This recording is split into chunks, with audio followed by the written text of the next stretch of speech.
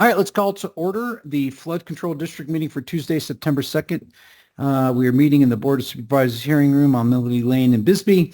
The order of deletion of any item on this agenda is subject to modification at the meeting, and any item listed is open for discussion and possible action. Please note that some attachments may be updated after the agenda is published, meaning presentation materials displayed at the meeting may differ slightly from the attached versions. Members of the Board of Supervisors will attend either in person or via remote conferencing.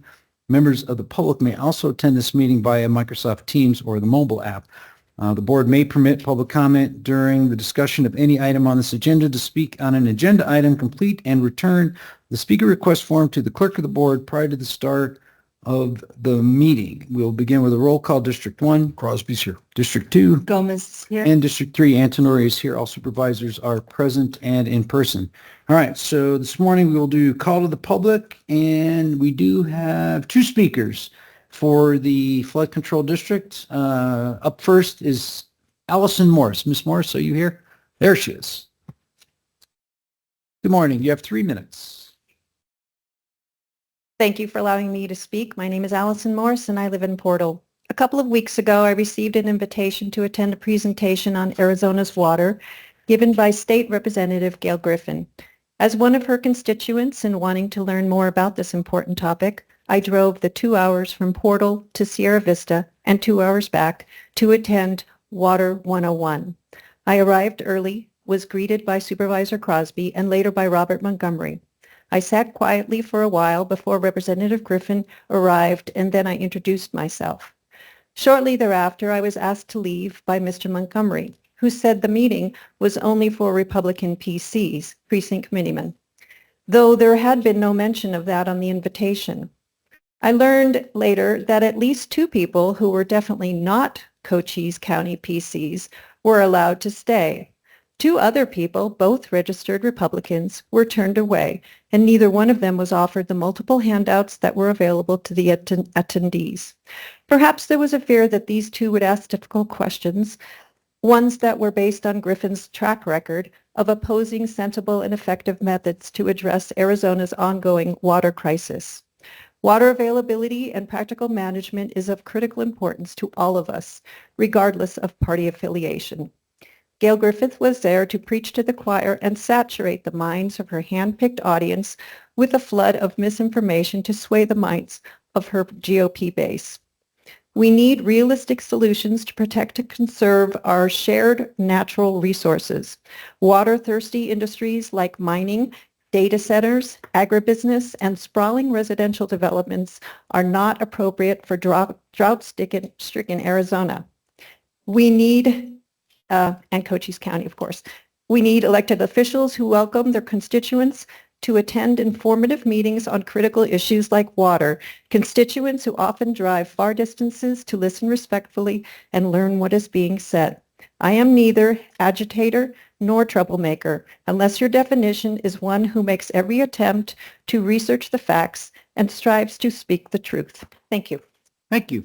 All right, next up, Ms. Tricia Girodet. Ms. Girodet, are you online?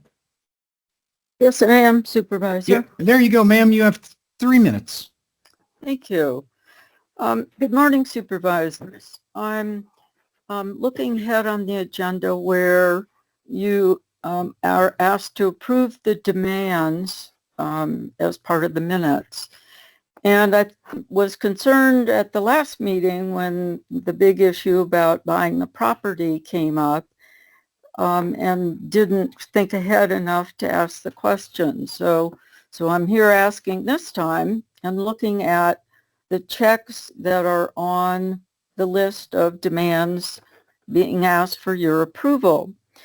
And the checks are dated on the paperwork excuse me, paperwork that you have. The checks seem to be dated last week. And so my question is a process, I guess, question. Are the checks written on those dates, but then not distributed or mailed or whatever, however they get dispersed, until you approve them at today's meeting? So if they're not distributed until you approve them, then that answers the question. But I was just curious, I mean, what would happen if one of the demands before you was not approved? Thank you. All right, I can tell you they're not signed till after the meeting because I signed them. So I'll let Ms. Lowenheim or Ms. Gilman, would you like to respond to her real quick so we could just save the... Just for a point of information for the Sure. board, the checks are held in finance until after the meeting and approved and then sent. But that is a very good question. Thank you, Ms. Yep. Jarrett. Thank you. All right. It's good for public information. All right. With that, that is all we have to speak on the flood district. So I will ask for a motion to approve the consent agenda items number 1 and 2. Mr. Chair, I move we approve consent agenda items 1 and 2. Second. All right. Any discussion? Hearing none. Motion before the board is to approve the consent agenda items number 2. All those in favor say aye. Aye. Aye. All right. Aye. Motion passes 3-0. All right. And we're going to do jail district next. So we will adjourn the flood district meeting.